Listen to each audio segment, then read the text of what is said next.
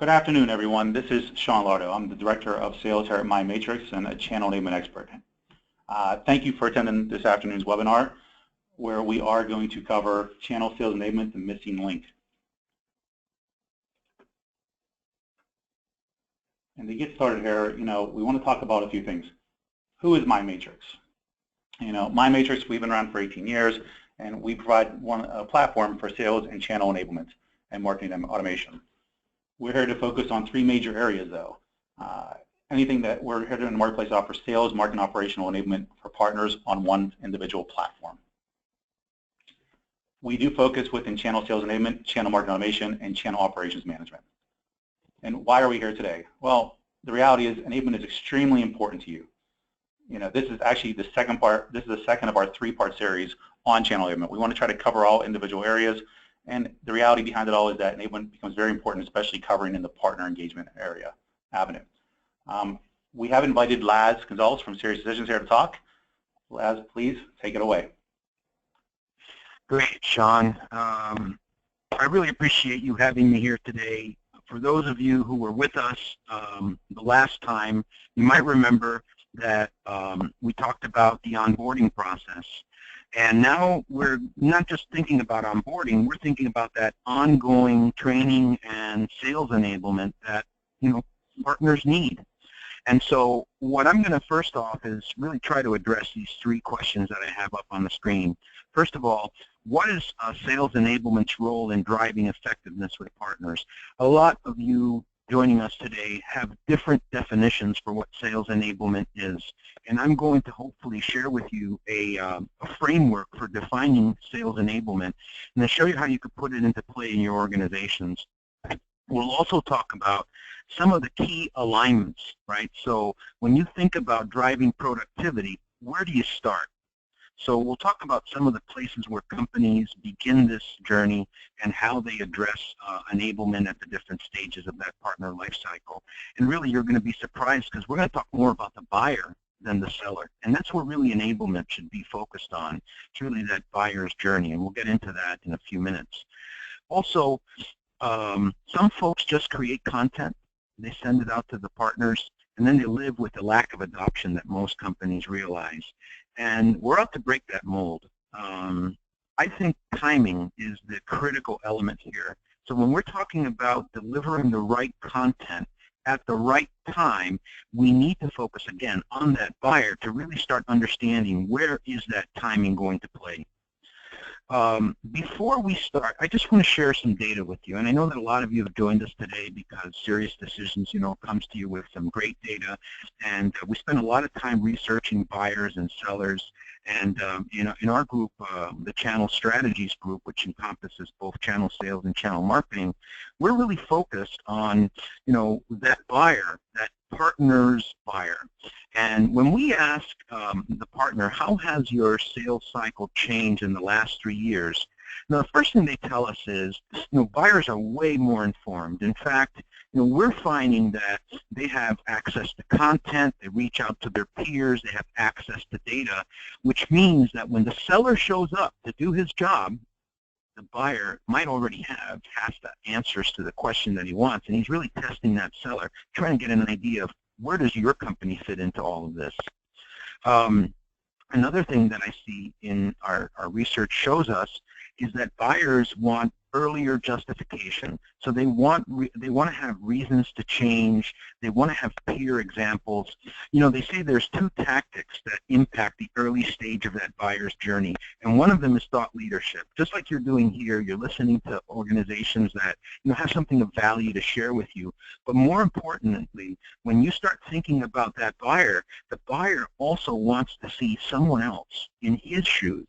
So in other words, we call this situational analysis, but to keep it simple, it really means put a mirror in front of that buyer, show them someone like themselves who has succeeded. And because of that, buyers want that ROI up front. So I think you can take it for granted that buyers are less likely to engage earlier, and that's why you see self-service, you see other tactics besides events working better. And whose job is it then to really address those early needs? Now, let's take a look at what partner sales says is keeping them from hitting that top performance. Now, in the graph that I'm showing you on the screen here, we're looking at the productivity of sales people and why they tell us that they cannot hit their performance metrics. And the first thing they tell us is, and frankly, put yourself in the shoes of the partner. You know, a lot of them have difficulty communicating the value message. Because, you know, think about it. Every one of those salespersons is working with multiple suppliers, and sometimes that solution is comprised of multiple products. And so every one of those suppliers wants the partner to articulate their value message, but it's left up to them to put it all together. And that's one of the things that they struggle with. Another issue that they talk about is, you know, presenting that within an industry context. So, you know, how does this solution work in healthcare? How does it work in finance? These are things that, while some of those partners are adept in those industries, connecting the dots between the product and the industry and the benefits is really one of the things they struggle with. And then going back to what I just said, the average partner has 6 to 7 supplier relationships. And with that number of relationships come all the myriad of products that they're asking them to sell. So what they tell us is, hey, there's just too much out here for us to know. So being able to communicate the value message across this broad product set and being able to do that within the context of an industry is where those partners struggle most. Now, as we look at this and we start saying, where do we start fixing the problem, right? I think it really comes down to productivity. I don't think there's anyone on the call today who doesn't factor productivity first and foremost. But how do you improve productivity? Let me share some approaches with you. First of all, productivity in our book is really the product of 2 factors. Efficiency, so how long does it take the partner to do simple things, right? Let's talk about creating a proposal, finding a prospect, how much time and effort. So this we can measure in terms of time and energy. And these are going to be focused on process, skills, and tools. Now, we're going to see in a few minutes how this can be expedited or streamlined. But for the most part, a lot of you are counting on those partners being able to do the blocking and tackling. So when we talk about efficiency, we can try to drive partner efficiency. But what we really want to do is drive effectiveness. In other words, when we look at how successful are those customer interactions, that's really where the rubber meets the road. So when you start thinking about the effectiveness, it's really measured in quality and results, right? So on the one hand, you have activities. On the other hand, you have knowledge. And really increased productivity is measured by the number of opportunities, the speed at which they address the sales cycle, some of those partners being able to upsell and get a greater share of wallet, and really just higher win rates, right? So if you're thinking about productivity in the channel, here's a good guide to focus on. Now, that being said, if you think about the partner and what they're dealing with, you start thinking about their customer and where are they going to get the information. So in this study that I'm sharing with you now, we really looked at buyers across industries and we asked them, decision makers, where do you go to get that information early on in that sales cycle? And what they tell us is, first of all, search is first and foremost. So no surprises there. Search now has become a mainstay for just looking for anything online in terms of products and solutions. So there's 2 messages here. Number 1, find the watering holes where these buyers are going, and number 2, make sure that your websites and your product sites are really optimized for search. The second thing they tell us is that social is becoming more and more important. So if you think about it, the journey starts from a digital perspective, and then it moves into social networking. And why? Well, this is no different than the type of networking that took place before the advent of social media. I mean, think about it. When these buyers would congregate in industry groups or at events, they would bounce ideas off each other. CIO roundtables, things like this, where they could actually start thinking about, hey, what are the commonalities that we face? You've got the same problem I've got. How did you solve it? And that's why those reference selling up front is so important. So these two factors right here are something to consider, because this is where that particular search and that information gathering takes place. Now, the bad news, the tactics that most companies use fall behind. In other words, we're not putting the information where it needs to be so that these buyers can find it. Now, having said that, where do we start thinking about that journey? And what I'd like to introduce to you is the SiriusDecisions buyer's journey. Now, some of you have been working with us in the past, and you know that this is a mainstay in terms of one of our frameworks that we really try to share with our clients. What it describes is the journey. And the journey is broken up into 3 phases. The education phase, we just talked about that. The solution phase, well, now the buyer is engaged with the seller, and the vendor selection phase, and this is where all that justification takes place.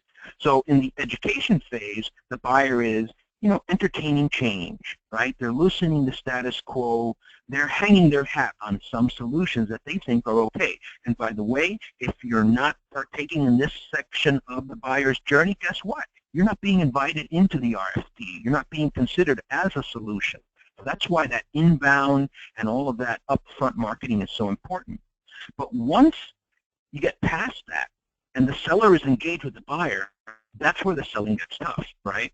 As the buyer starts exploring possible solutions and committing to those solutions, that's where we really need to help sales. And in a few moments, you'll hear Sean talk about some of the tools that they're offering to the channel partners that really help them when the selling gets tough. So if you're out there and you have a highly technical product or a difficult value proposition for partners to be able to articulate, and you feel that you need to do something about it, you're in the right place today, because we're going to talk about that central section right there where we really think sales enablement can play a big role. Now, one of the things that we need to do conceptually is understand where the buyer is engaging. And I kind of drew this X right around the middle where they start exploring possible solutions. And the kind of feedback that we get from our buyer studies indicate that, they're engaging with the seller once they've already committed to a solution. Now, that might be eye-opening for you, because you might be sitting there saying, well, what are you saying? That if I'm not engaging early through digital marketing and information sharing, I'm not going to be included in the solution set? The answer is yes. You need to make sure that you're partaking in there, because your seller is only going to jump in halfway through the process. And that's really important for you to think about. Now, what we find is winners engage early on, but it's not with sales. So there's a combination of digital and live interactions that you really need to support during this process. As we start thinking about that buyer's journey, I'm going to share with you some of the best practices in driving the content to the buyer. So going to that earlier question that I asked, what are some of those key alignments? So a very overarching key alignment is certainly the buyer's journey. But as we start thinking about what do we need to do to help that seller, the first thing I want you to think about is it's not about tactics. I mean, we can all create white papers, we can have an event, we can do case studies, and some of you I know are really good at this, right? But what I would like to suggest is that you think about the process. Because first of all, you've got adoption to deal with a lot of your partners. So as you start thinking about using social media, or you start using self-guided demos or customer testimonials, think about a thought leadership program, something that the partner doesn't feel is one and done. Wrap it within a solutions launch. Don't just give them the training, but show them how that training can then be applied to a new solution that you're taking to market. And how many of you actually run customer reference programs in the channel? Whenever I ask this question in front of a partner conference or something like that, I barely see any hands go up. On the direct side, we all know that customer reference programs work. But on the channel side, for some reason, a lot of organizations refrain from doing this. So this is another good example of a programmatic approach that you can take as you try to generate new business up front. Remember, it's all about thought leadership, and it's all about customer references at this point. Now, when the selling gets tough, right, that's when you need to have that sales enablement in there. So My suggestion is focus your efforts, right? So if you're thinking about, increasing pipeline size, for example, well, create a pipeline acceleration program. Help deals move through the funnel. This could be a really good focus for sales enablement. Or a nurturing program. Now you've got the seller engaging with the buyer. They have the meeting. They talk about your solution, and then they go away for a couple of days. And you're wondering, okay, what are they doing? Well, guess what? They're still consuming content. So how about a nurturing program here? Something that shares information with that buyer, if not with the partner, to keep them enriched, to keep them going, right? Because, you know what they say, out of sight, out of mind. You want to continually be there. So the sales enablement programs are really focused in the center section when that going gets tough and when sales really needs to do their job. And don't forget that customer lifecycle requires that we focus on retention. And so it's not just about making that first sale. It's also about, continuing to add value through that customer lifecycle. So I want you folks to think about, the ongoing relationship. And there you're going to look at peer interactions, newsletters, customer events, advisories, analyst reports, anything you can show to validate that the decision they're making is right. And once they've made the purchase, that it's well thought through and it's something viable for their company. So that's why you see value reviews, loyalty programs kicking in at this stage. Now, I know, Sean, that you guys have been working with a lot of companies that try to put marketing first when it comes to sales enablement. And I'm not saying that's wrong, but how do most companies approach this from what you see in at Mindmatrix? Sure, thanks, Laz. So you're absolutely right. The first answer and solution for most companies, and one of the biggest hurdles to really get over, is providing the right content, marketing assets needed. They try, one of the big value add props for Mindshare when you're trying to get these partners to engage is to get them leads, help them to generate more interest in selling the product there locally. And yes, that is definitely a very big component of this. The reality, though, is, and what you'll find with a channel marketing platform are these specific areas right here. Now, this is all great for you. The one key thing to every company, to every product ever sold, is to create brand awareness, followed by lead generation into demand generation. And that is the basic fundamental of what they're trying to accomplish. And then pushing this to the partners, which becomes a very big task at some point, because they're really trying to get that localized feel to it, that personalization. And so, that is, again, a very essential piece of this. But there is a gap. And actually, you mentioned a few things there, Laz, in the previous slides, of trying to get to the next level of an even to be part of an RFP. What happens here is marketing happens, they do their job, they start to help to generate the awareness, but then the partners, where a big gap from every vendor we've seen that we've witnessed to their partners, is that they have the inability to tell them how to sell the product, how to position themselves in the marketplace. It's just as simple as somebody simply getting knowing what to say in a first phone call, and having all the stuff ready for you.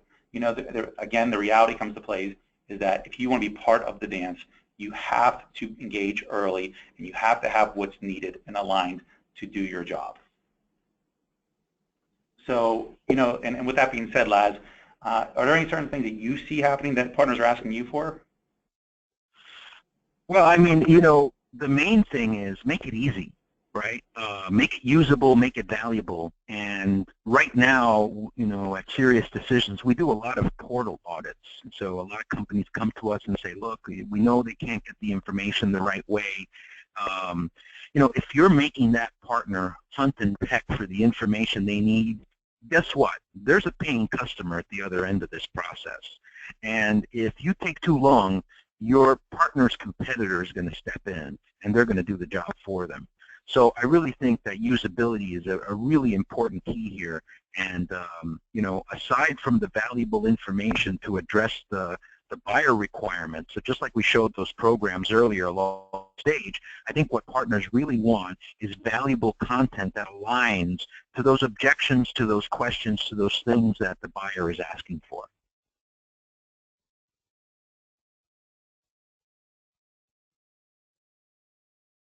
there you go. Guided, well-defined sales process. Absolutely, and that's exactly it. It's about finding assets readily available, a process that is simple, and actually one of our recent clients here, the issue they had was they were having an issue with their partners being able to sell and increase their sales. They realized quite shortly after working with us that everything they offered for the direct sales reps, they need to offer for the channel. And it has to be even tenfold more, because those people are not working directly for you. You don't have a chance to develop on a daily basis, so you have to have that process. And we talked about this. What channel partners are really looking for? That last mile. That's the sales people. That's the sales reps that work for every single reseller. Again, if you're looking to make up the mind share, the best thing you can do for a person, for any sales rep, direct or indirect, is give me that repeatable, scalable process that's simple to use, and what you just said, find those assets.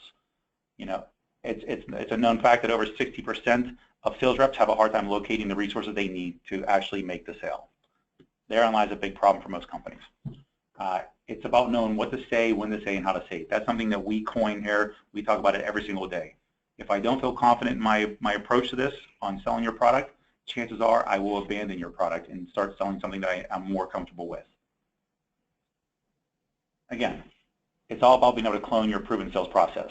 One thing that we made a point in our own office to do was take the best salesperson and ask them how do they actually make this happen, step by step. Even the most minuscule, minute detail that seems unimportant is important for another salesperson to know. A simple call that says, "Hi, how are you?" Just following up.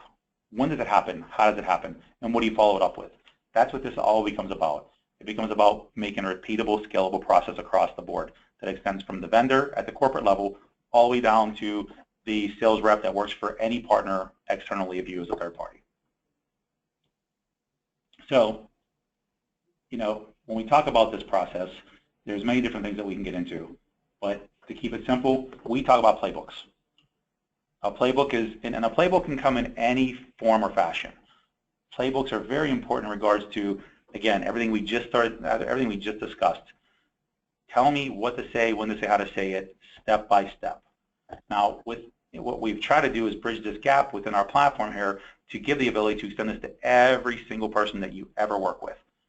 The beautiful thing about this is once you build it once, you can track it with the analytics to see if these things are working for you. And if you have to go back and retool and retrofit some things, you have the ability to do so by analytics to support what your process looks like, how the assets are being used, how they're being consumed. That way you know that you're presenting the right stuff to the people below you. So again, spelling out everything of what to say, when to say, how to say it.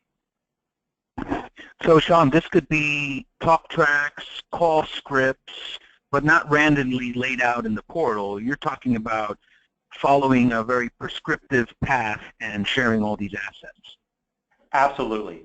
This is about giving me that process. This tells me in line, we provide a guided, actionable playbook. So, and this is, and keep in mind, when it comes down to selling, you're the experts of selling your own product. You've been doing it for years. You should be able to tell me if it's persona-based, product-based, geographically located. It doesn't really matter. It's the ability to sit there for me to come in as a sales rep and see the exact line of sight of where I'm going to close the deal. I click on this, I move to that, I send this, and then it's step by step. It's keeping it, and for lack of a better term, it's making it dummy proof. And that's what we want to do. And that's how you end up making up more mind share of all your sales reps and all the channel players.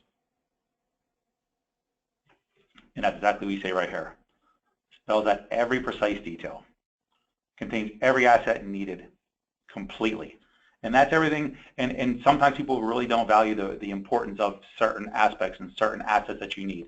Anybody's worked in sales long enough, they know that with everything they've ever sold, they've always had a go-to asset or two that they've ever been able to use that has gotten them some sort of push. And if I never have that as a reseller, I never have those tools, I'm not able to produce at the level you want me to or that I want to. If I can't produce at that level, I tend to move on to something else. So we talk about what kind of assets make it into playbook, and actually, Laz, you started touching base on that. Do you typically have any specific requests, or do you have any certain thing that you guys look at that you focus on there at Sirius? Well, I'll tell you what, there's so much that you can throw at the partner, right? Emails, scripts, presentations. I think timing, again, is everything. In the early stages, you have to kind of have a balance between the inbound and the outbound. So just pushing out emails is typically not enough. You have to kind of really start timing those in terms of the behavior the buyer is showing. So emails are important. They're a good first touch, but it's better to send them to someone who's already found you through some kind of inbound activity. The talk tracks. I mean, if you're afraid partners can't tell the value story based on the data I showed you earlier, put the words in their mouths. Literally create the talk tracks and the scripts that do this, right? So I think it's really important to think about, you know, talk tracks, scripts, guided demos, things that will, you know, be very useful in some of those discovery calls. Presentations are great, but it's all death by PowerPoint, right? So you don't want to make that partner redundant in terms of what they're saying. You know, every salesperson, like you said, has got that great asset. Maybe it's a deck, maybe it's a white paper, something like that. I think the important thing is to really show them how to use that pre-sales, during the demo presentation, and then post-sales, right? Make sure that they know how to use those assets. And as I mentioned, there's a lot of stuff out there, testimonials, case studies, and so on. Hopefully, you'll use this presentation, which we will make available to you, to be able to use that buyer's journey and then align these programs throughout. So, you know, I think the key here is be prescriptive. So, Sean, that's my takeaway. Absolutely. Thanks, Laz. And that's very true. Again, the important thing to focus on is, and you mentioned it, if presentations are death by, you know, PowerPoint, you don't want to be doing that. However, you have to still make this prescriptive, easy, very process-oriented at least. And granted, you will find that every sales rep, every partner is going to add to it and take away based off of their own comfort zone, but they have everything they need to really follow through in the process of what you know to be best practice. So now, Sean, I'm sorry, I didn't mean to speak over you, but I don't want to steal any of your thunder here. You guys are doing some remarkable stuff here, right, around playbooks, and I just think it'd be great if we can share with our audience, you know, a glimpse of what that looks like. So do you have anything you can show us? Sure, absolutely. So you'll see here, and actually what I wanted to start with, considering this is a channel discussion, this is what our version of a channel partner portal looks like. So this is what partners see. And back to what we've been preaching this whole entire conversation is make things simple, make them repeatable and scalable. Things have to be easily identified and found.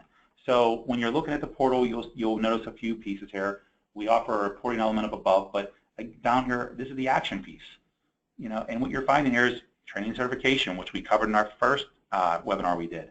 You know, help to sell, help to market, access to assets, create any kind of opportunities, register leads, whatever it is. And there's far more we can add to this platform. We have made it to a point that we've taken this platform and created this holistic approach to give the ability for you to have one place for a partner to go on and find these assets and find the process. You can deliver it in an organized fashion, which is so key. And even to get more granular, when you would click on here to help me sell, it's going to bring you into an area where we're talking about playbooks. And you can see here, playbooks, again, 3 steps, 10 steps, 50 steps. You're here to make it simple, make it easy. Whatever it takes for you that you know for best practice to sell your product or your solution, you want to host it right here in this playbook. You want to be able to tell me exactly these things. And we started off by talking with the tabs up top here you see is getting trained, a discovery call, or getting a discovery call, the actual call itself, demos, post-demo contracts. That's just simple stuff we put in here. And when we talk about getting trained, you've already ramped up your partner. This is just a place for them to refresh. You know, and we focused on 3 groups. Get to know your customer, get to know our competitors, and then any kind of additional documents that you want to read. Each one of these has the ability, as you can see, to expand, to find whatever you want to host within it. Again, this is also built for my luxury, for my necessity to do the job. So when you look at this, if it seems out of whack, it's not going to work for me. So you have to make it, and I always preach the word here about, and we focus on this here at my Mindmatrix, that you have to develop me and train me as a 4-year-old. If you can make a 4-year-old do this, then you have the ability to extend this to the partners.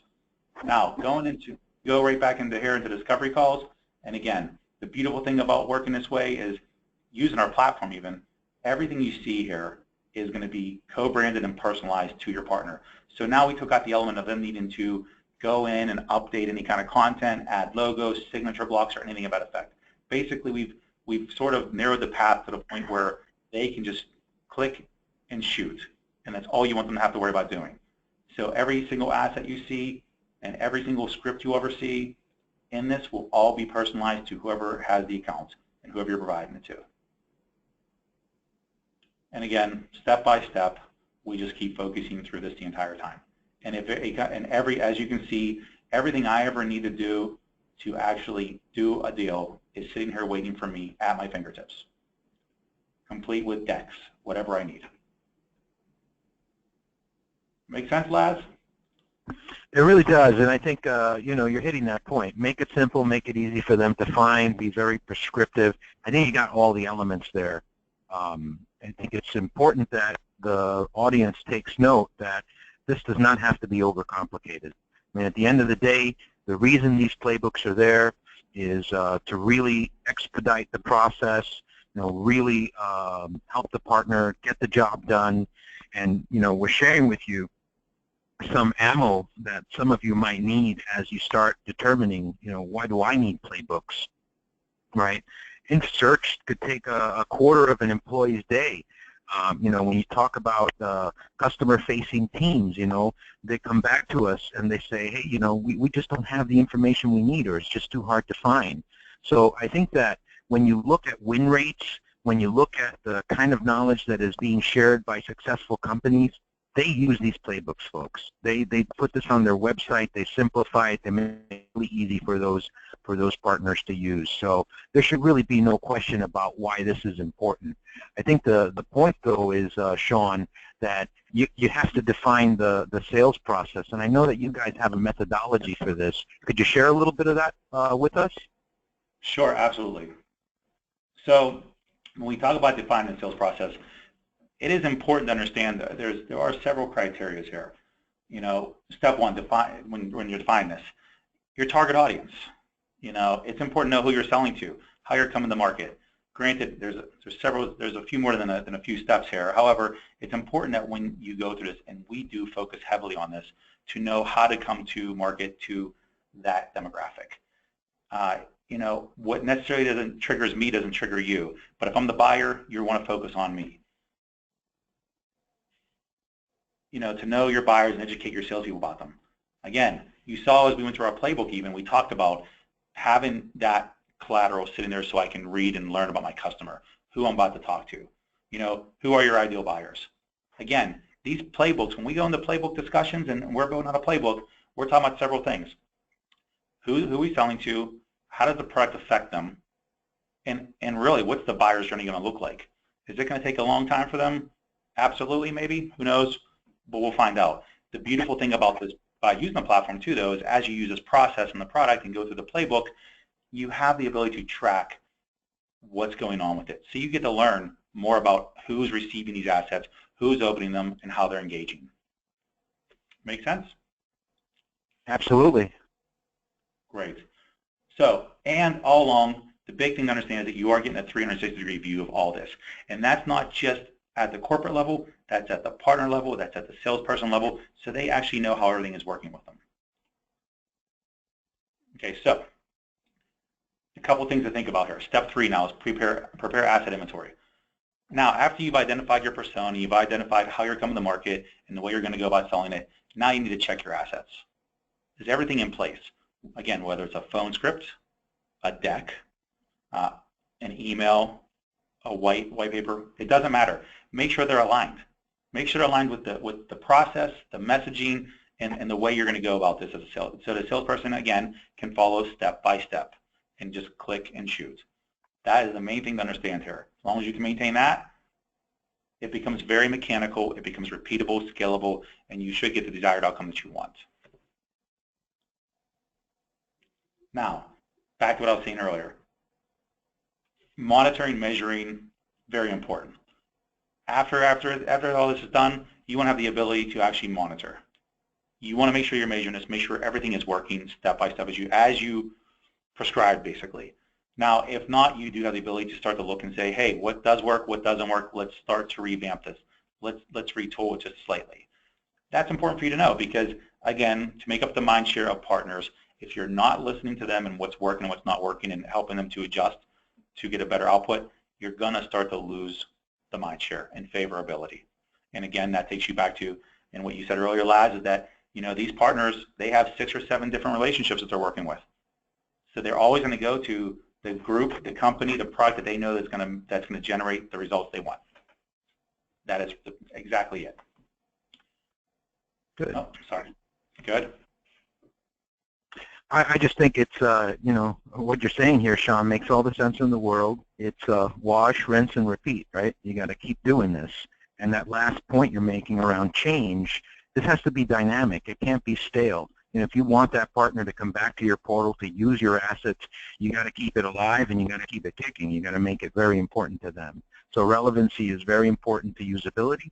And I think that as you keep that content dynamic as you're advocating here, I think you'll see some good results. Absolutely. We've come to find in our experience having the ability to address the major needs. One that's really come up a lot more recently even is having that single sign-on for one. It's a very simple thing to talk about, but people really need it. You see many companies that are buying multiple platforms and tools have an issue with that. One thing that we focus on here within our platform is that we have the ability to tie into other platforms, other tools, and then help to become that governing body to show, to measure anything that they're doing, so they can start looking at their processes and their assets and their actually how their employees are operating under it. It's a very big part. That's one piece. The second piece, again, what we've talked about heavily here, is making sure those assets and those playbooks and the sales rep has what they need.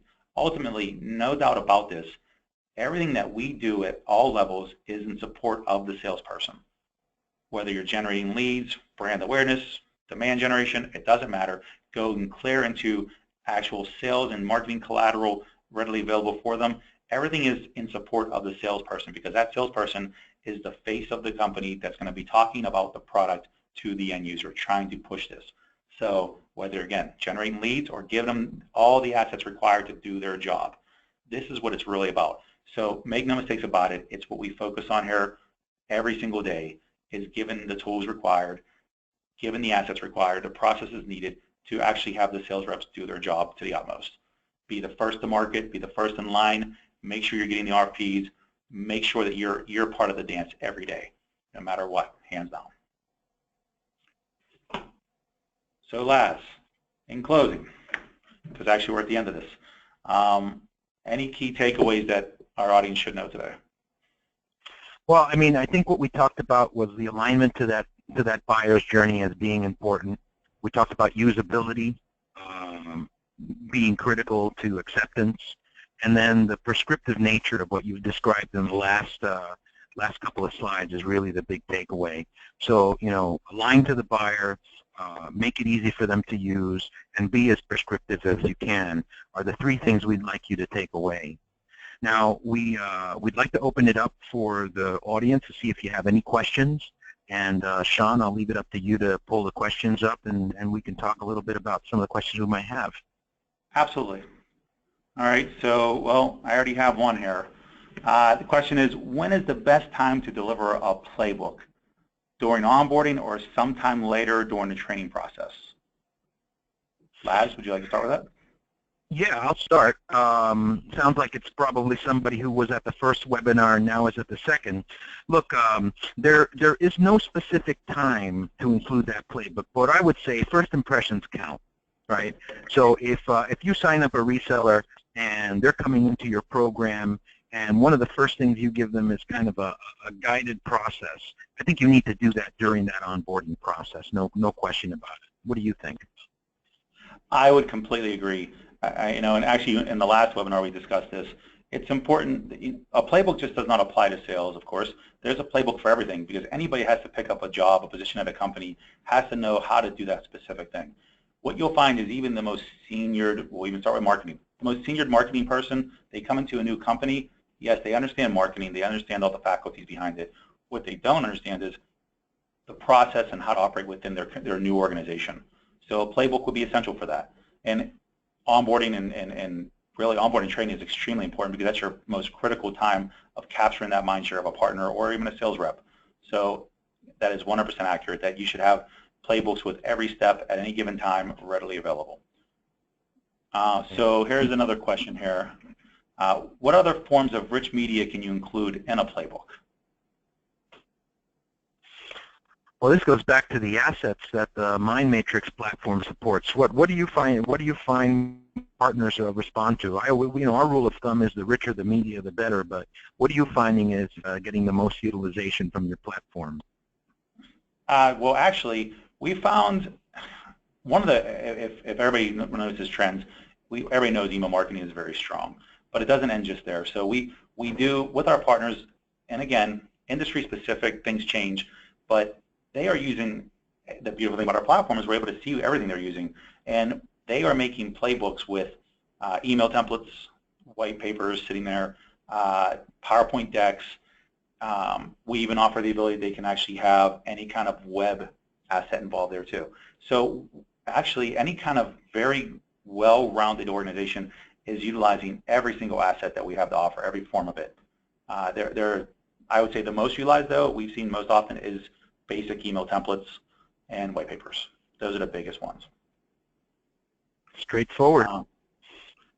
So one more here, and then we'll wrap this up for the day for everybody. Should you create one playbook for everything or one for each initiative? Would you like to start with that?